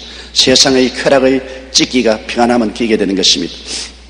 마틴 루터가 종교개혁에 대해 고민하고 있을 무렵에 하루는 꿈을 꾸었는데 꿈에 보니까 사탄의 보좌가 있고 많은 사탄의 일꾼들이 와서 사탄의 왕에게 보고를 하고 있습니다. 그러나 한 귀신이 나오더니만 이렇게 말했습니다. 수령님, 저는 사막을 걸어가는 예수쟁이들을 보았습니다.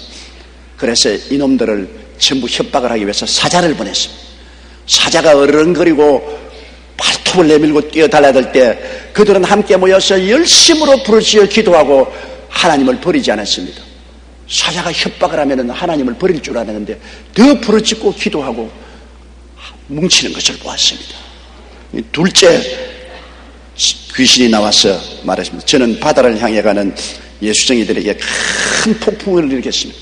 폭풍우가 와서 배가 뒤엎어질 지경이 되는데, 그렇게 되면 그들이 다 하나님을 버리고 떠나갈 줄 아는데 더 아우성을 치고 부르짖어 기도하고 배가 암초에 부딪히니까 암초에 올라가서도 하나님을 찬송하고 예배만 드리기 때문에 타락시킬 수 없었습니다.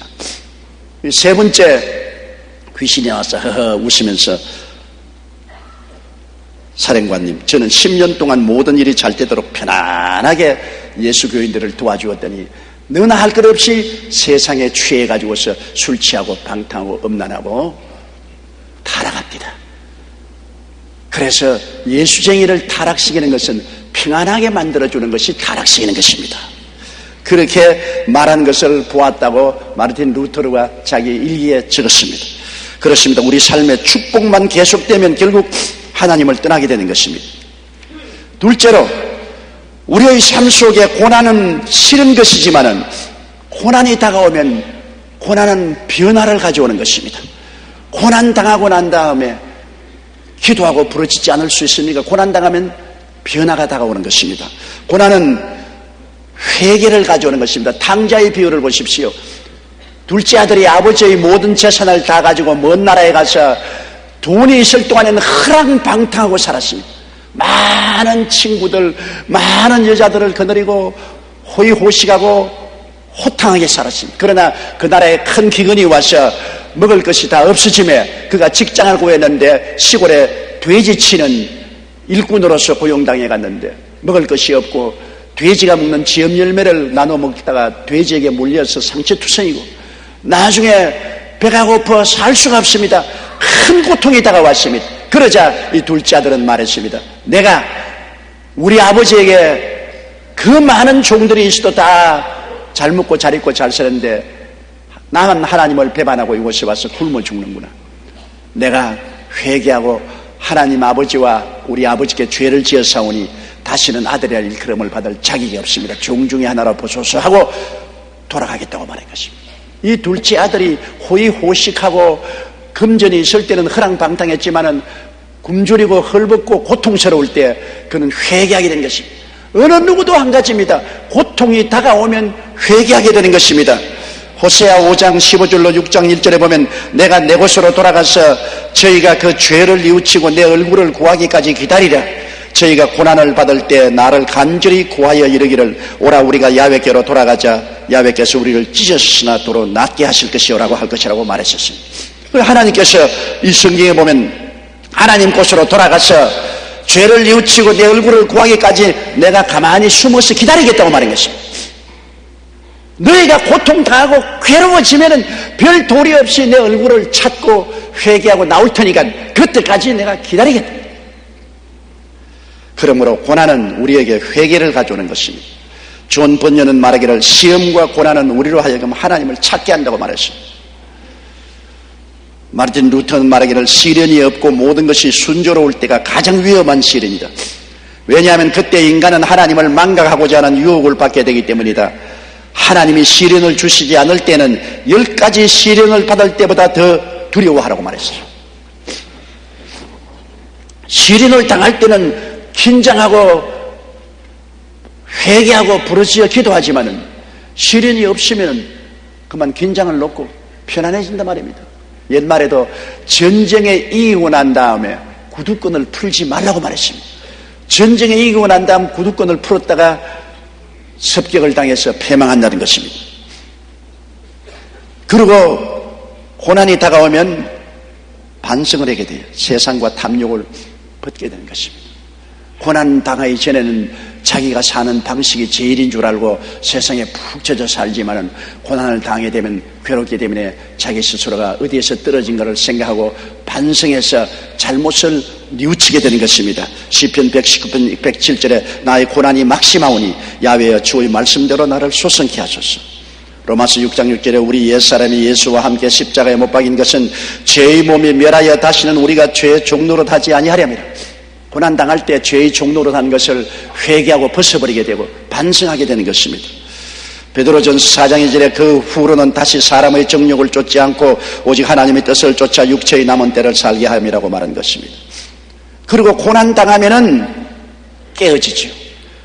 그릇은 깨어지면 못 써도 사람은 깨어지지 아니하면 설 수가 없습니다. 완악한 사람, 이기주의적인 사람, 자기 중심에 선 사람 절대로 하나님이 사용하지 못합니다.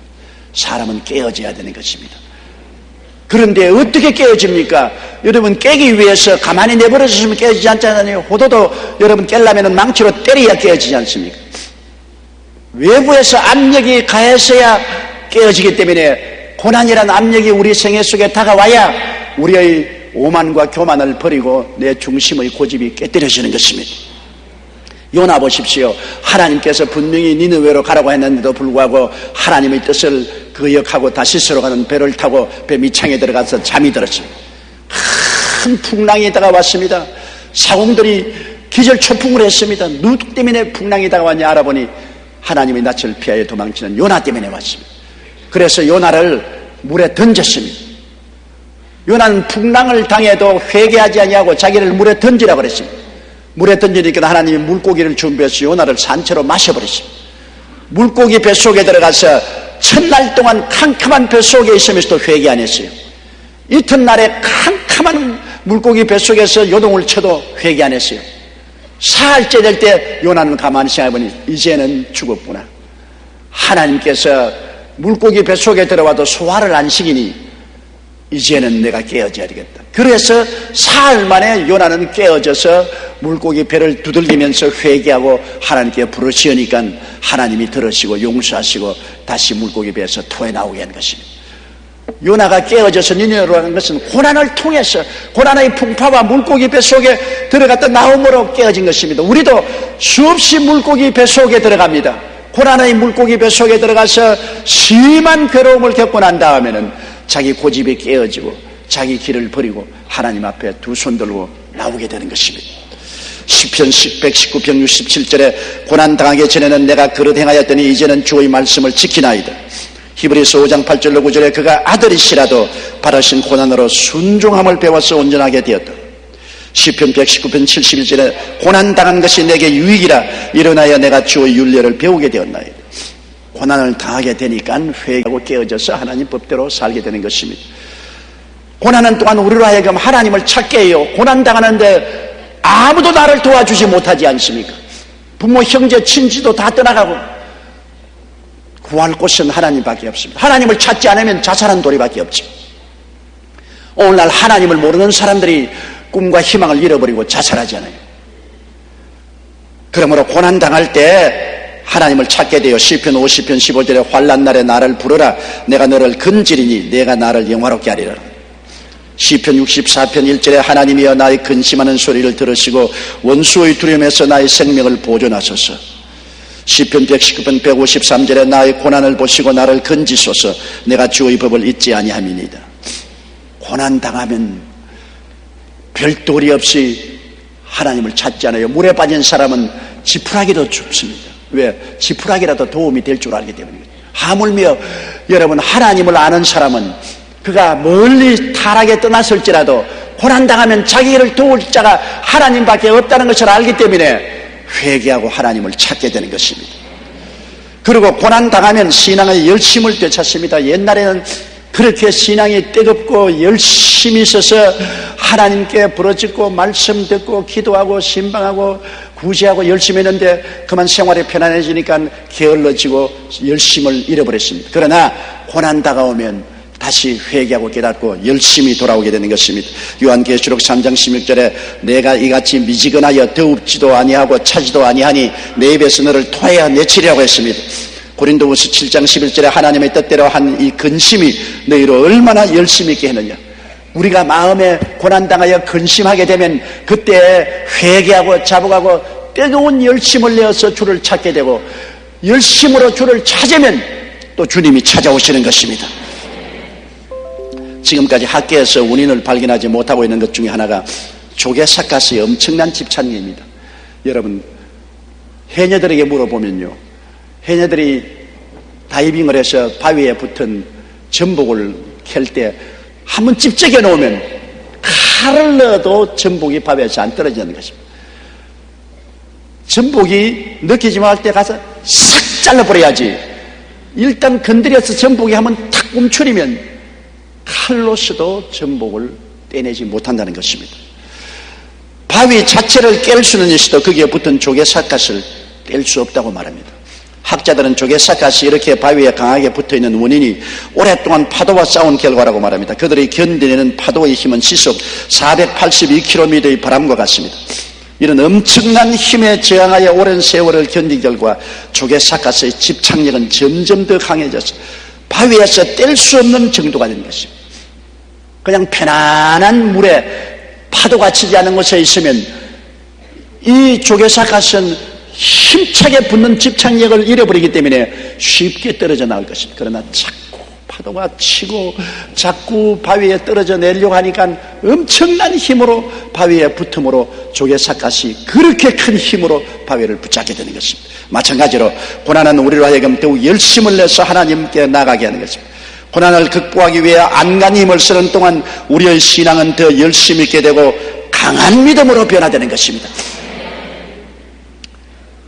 6.25 사변난 이후로 한국 사람의 신앙은 엄청났습니다. 6.25의 고난 때문에 비로소 처음 세계에서 새벽기도회가 우리 한국에 생겼습니다. 그리고 철야기도도 한국 사람들이 하고 산기도도 한국이 처음 출발했습니다. 새벽기도, 철야기도, 산기도, 금식기도 엄청나게 고난을 통해서 우리는 하나님께 매달렸고 우리 한국 사람의 신앙이 강해져서 이 짧은 세월 동안에 기독교 복음이 들어온 지 120여 년 만에 오늘날 전 세계 12,000명의 선교사를 내보냈습니다. 미국 다음으로 가장 많은 선교사들이 온 세계에 나와 있습니다. 그러나 최근에 와서 한국 교회가 힘을 잃고 잠들어 있고 교회 성장이 거쳤다고 하는 이유는 그동안에 한국의 경제 개발을 통해서 삶의 환경이 엄청나게 변화되고 편안하게 되었습니다. 그래서 수많은 우리 동포들이 해외 여행을 다니고 국내 여행도 다닙니다. 교인들도 그만 회의해졌습니다. 하나님에 대한 집착력이 점점 약해졌습니다. 신앙이 약해지기 때문에 마귀가 와서 싹싹 잘라서 세상으로 끌고 가는 것입니다. 편안하고 복받는 것이 좋은 것이고 그것이 하나님이 원하는 것이지만은 평안하고 축복하는데 우리가 안일하게 되어서 세속화되고 마귀의 종이 된다면 이것은 큰 불행이 될 수밖에 없는 것입니다. 그렇기 때문에 고난은 우리의 신앙을 강하게 연단시키고 하나님께 힘차게 붙어있도록 집착력을 강하게 만들어주는 축복을 받게 되는 것입니다. 셋째로 신앙생활은 그러므로 하나님께서 우리를 어떻게 만드시느냐, 축복과 고난의 비빔밥을 먹게 만들어주시는 것입니다. 축복만 자꾸 주면 좋겠는데 또 고난도 오고 고난만 오면 좋겠는데 또 하나님 변덕이 심한지 또 축복도 주시는 것입니다. 하나님은 밥 따로 반찬 따로 먹지 말고 비빔밥을 먹어라. 축복과 고난의 비빔밥을 먹으라고 하나님 말씀하는 것입니다. 왜냐하면 고난만 계속하면 낙심하고 좌절합니다. 계속해서 고난당하면 낙심하고 좌절합니다. 꿈과 소망을 잃어버리면 좌절하죠. 요사이 유명한 배우들이나 유명 인사들이 자살하는 경우가 가끔 있지 않습니까? 사람들이 볼 때는 세상에 명예도 있고 돈도 있고 사람들이 다 칭찬하는데 왜 자살할까? 그러나 그 가슴 속에는 계속해서 명예와 돈과 지위를 유지하려고 하는데 힘이 붙입니다. 더 이상 이끌어 나갈 수 있을 만한 마음의 정신력이 없습니다. 그렇기 때문에 벼랑에 떨어질 것이 눈에 뻔히 보입니다. 꿈을 잃어버리고 희망을 잃어버리고 우울증에 걸리고 좌절하고 자기 상실의 고통을 맛보고 갈 길이 없으니까 자살하죠. 꿈과 희망이 있으면 절대로 자살하지 않습니다. 우리에게 고난만 계속 오고 꿈과 희망을 잃어버리면 자살하지만은 예수 믿는 사람은 고난 당할 때에 주님이 또 와서 꿈과 희망을 주십니다. 내가 사망의 엄침한 골짜기로 다닐지라도 해를 두려워하지 않을 것은 주께서 나와 함께 계심이라 주의 지팡이와 막대기가 나를 안위하시나이다. 정말로 부모 형제 처자가 다 떠나고 내 혼자 사망의 음침한 골짜기를 내려가면서 절망할 수밖에 없는데, 그런데 그때일수록 기도가 잘 나오고 성령이 더 충만해지고 하나님이 위로를 해주시는 것입니다. 눈에 나무 정감 보이고 귀에는 나무 소리 안 들리고 손에 잡히는 거 없는데도 마음에 평화가 넘칩니다. 그리고 하나님께서 말씀합니다. 내가 같이 있지 않느냐, 세온 세상 다 버려도 내가 너와 같이 있지 않느냐, 용기를 내고 힘을 내라. 그러므로 그 어둡고 캄캄한 곳에서도 꿈을 갖고 희망을 갖게 만들어주는 것이 우리 하나님이신 것입니다. 또 축복만 계속되면 사람들은 하나님을 떠나지 않아요. 축복의 취해가 편안하니까 세상 찌기가 끼고 마귀에게 끌려가고 마는 것입니다. 신명기 8장 11절로 16절에 내가 오늘날 네게 명하는 야훼의 명령과 법도와 규례를 지키지 아니하고 내 하나님 야훼를 잊어버리게 되지 않도록 삼갈지어다. 내가 먹어서 배불리고 아름다운 집을 짓고 거하게 되며 또 내 우양이 번성하며 내 언금이 정식되며 내 소유가 다 풍부하게 될 때 두렵건대 내 마음이 교만하여 내 하나님 야훼를 잊어버릴까 하노라. 하나님 참 골치 아프십니다. 왜? 하나님의 근본 뜻은 마침내 복을 주는 것이 뜻인데 복만 주면은 교만해져서 세상으로 향하는, 복을 안 주면 복 달라고 부러지고 복을 주면 세상으로 나가고, 그러니 하나님께서 복과 환난의 비빔밥을 주시는 것입니다. 비빔밥 먹어라, 비빔밥. 아이고 자꾸와 비빔밥만 줍니까? 맨밥을 좀 주십시오, 반찬하고. 야, 그래 놓으면 또 도망친다. 반찬만 먹어도 안 되고 밥만 먹어도 안 되고 비빔밥을 먹어라. 주님께서 그렇게 말씀하시는 것입니다. 아프리카의 국제회의에서 어떤 사람이 강연을 하면서 말하기를, 자기는 아프리카 사람들이 출세하기를 원치 아니한다. 왜? 영국이 아프리카를 점령하고 난 다음에 똑똑한 사람을 데려다가 영국 런던에 데려가서 좋은 대학교에서 교육을 시켰습니다. 그래서 아프리카 사람들이 영국에 들어와서 학위를 얻고 교육을 받고 난 다음 본국에 들어와서는 95%에서 99%가 신앙을 버리고 불신자처럼 되어버리고 말았다는 것입니다. 차라리 아프리카에 남아있을 때는 정말 하나님을 잘 섬기고 주를 따랐는데 영국 가서 학위 얻고 출세하고 난 다음에는 그만 하나님을 버리고 세상으로 떠나갔다는 것입니다. 사람의 평안한 삶을 살다 보면 믿음에서 멀어지게 됩니다. 그러므로 우리는 평안할 때라도 늘 깨어 기도하는 것을 잊지 말아야 됩니다. 그러므로 신앙의 비빔밥을 먹어야 되는 것입니다. 고난당할 땐 축복의 희망을 갖고, 축복받을 때는 고난의 채찍이 있어야 된다는 것을 알아야 되는 것입니다. 에레미야 애가 3장 19절로 22절에 내 고초와 재난 곧 숲과 담즙을 기억하소서. 내 심령이 그것을 기억하고 낙심이 되오나 중심에 회상한 적 오히려 소망이 있사오면 야훼의 자비와 긍휼이 무궁하심으로 우리가 진멸되지 아니함이니이다. 큰 절망에서 완전히 좌절하려고 해도 우리 주님 안에는 소망이 있다. 그러므로 신앙의 비빔밥이 왜 좋냐면 고난당할 때 예수 믿는 사람에게는 반드시 하나님의 축복의 소망이 있기 때문인 것입니다. 예수 그리스도의 십자가 이후에 부활이 있듯이 우리가 고난당할 때 회개하고 깨어지고 돌아오면 주님은 또다시 우리를 오른손으로 붙잡아서 복을 줄 수 있는 큰 꿈과 소망이 있으므로 이 꿈과 소망 가운데서 우리는 고난을 이길 수가 있는 것입니다. 에레미야 애가 3장 32절에 제가 비록 근심하게 하시나 그 풍부한 자비대로 긍휼히 여길 것임이라고 말한 것입니다. 그리고 또 축복받을 때는 그냥 축복에 취해 있으면 안 돼요. 잘못 너무 축복에 취해서 세상으로 향하면 고난 다가오는 것을 알아야 되는 것입니다. 하나님이 그대로 내버려 두어서 마귀의 밥이 되게 하지 않은 것입니다. 히브리서 12장 6절에 주께서 그 사랑하시는 자를 징계하시고 그의 받으시는 아들마다 채찍질 하심이라 하였느니라. 히브리서 12장 10절로 11절에 오직 하나님은 우리의 유익을 위하여 그의 거룩하시며 참여케 하시느니라. 무릇 징계가 당시에는 즐거워 보이지 않고 슬퍼 보이나 후에는 그로 말미암아 연달한 자에게는 의의 평강한 열매를 맺느니라고 말한 것입니다. 내가 축복을 받아 창성할 때 언제나 기억할 것은 하나님을 떠나면 징계가 내려온다는 것입니다. 하나님이 계속 축복만 주지 않는 것입니다. 고난당할 때는 오히려 회개하고 하나님께 복받을 희망을 가지고 부르짖을 수 있지만은 축복받아서 게을러지면은 그 다음에는 하나님의 무시무시한 징계가 온다는 것을 알아야 되는 것입니다. 우리의 신앙생활에는 하나님께서 고난만 주는 것도 아니고 축복만 주시는 것이 아니라는 것입니다. 축복과 고난의 비빔밥을 주신다는 것을 잊어서는 안 되는 것입니다. 식물학자의 말에 의하면 겨울이 지난 후 3월의 부는 강한 바람이 나무에게는 꼭 필요합니다.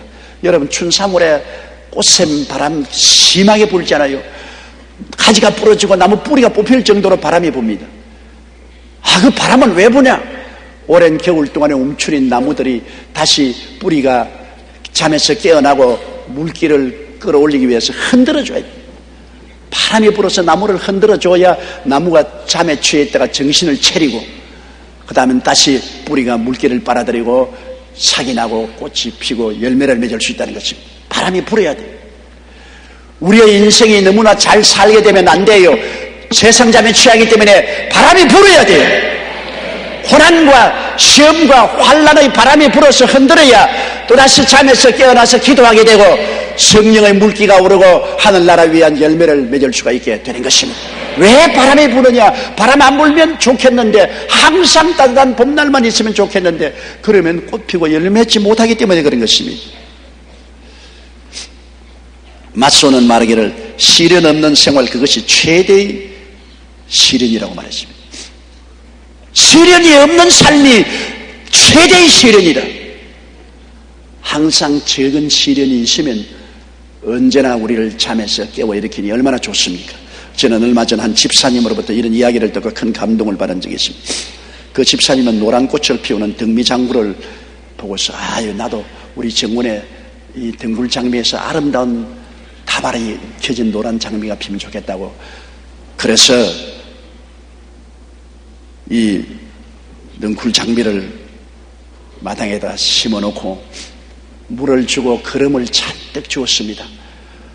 나무가 푸르청청하게 잘 등굴이 자랐는데 1년이 지나도 꽃 한 송이 피지 않고 2년이 지나도 꽃 한 송이 피지 않고 3년이 지나도 꽃 한 송이가 피지 않더랍니다. 나무만 무성해요. 그래서 이 묘목 농원을 찾아갔습니다. 왜 당신이 노란 장미꽃을 핀다기에 그걸 갖다가 심었는데 내가 물도 자주 주고 거름도 자주 주었는데 줄기만 무성하고 꽃이 안 납니까? 묘목 주인이. 그것이 잘못입니다.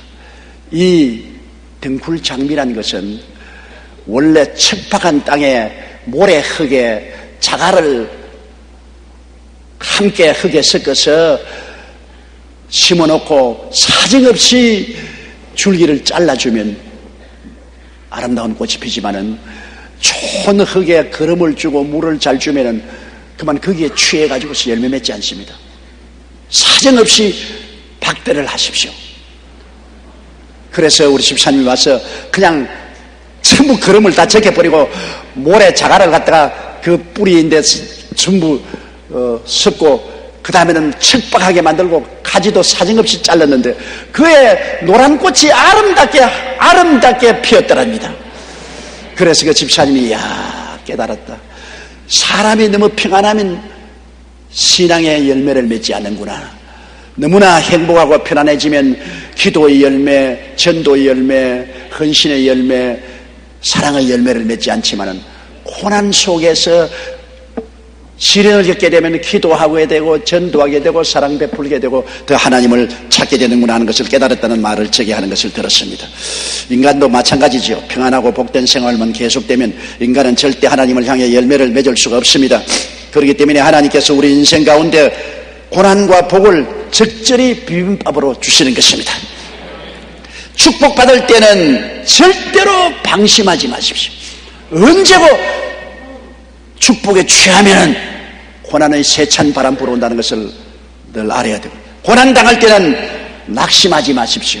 하나님이 어느 때고 축복을 줄 준비를 하고 있기 때문에 회개하고 희망을 굳세게 붙잡고 삶을 돌이키며 주님을 찾아야 하는 것입니다. 그러면 하나님께서는 우리의 일생을 통해서 축복과 고난의 비빔밥을 먹여주시면서 이 세상에서도 하나님을 잘 모시고 복을 받고 살고 세상과 함께 멸망하지 않고 천당에 올라가서 주님 품에 들어오도록 도와주시는 것입니다. 우리 다 같이 고개서 기도드리겠습니다. 사랑이 많으시고 거룩하신 우리 아버지 하나님, 우리는 이 땅에 살면서 축복만 받기를 원하다가 축복받으면 하나님 멀리 떠납니다. 고난 속에서도 회개하고 부르짖으면 또 주님이 축복을 주십니다. 우리의 삶 속에는 끊임없이 축복과 고난의 비빔밥을 연속해서 먹고 있습니다. 하나님 아버지여, 그러므로 축복받을 때 게으르지 말고 고난당할 때 낙심하지 말고 주님 섬기는 우리들이 되게 도와주시옵소서. 예수님 이름으로 기도드리옵나이다. 아멘.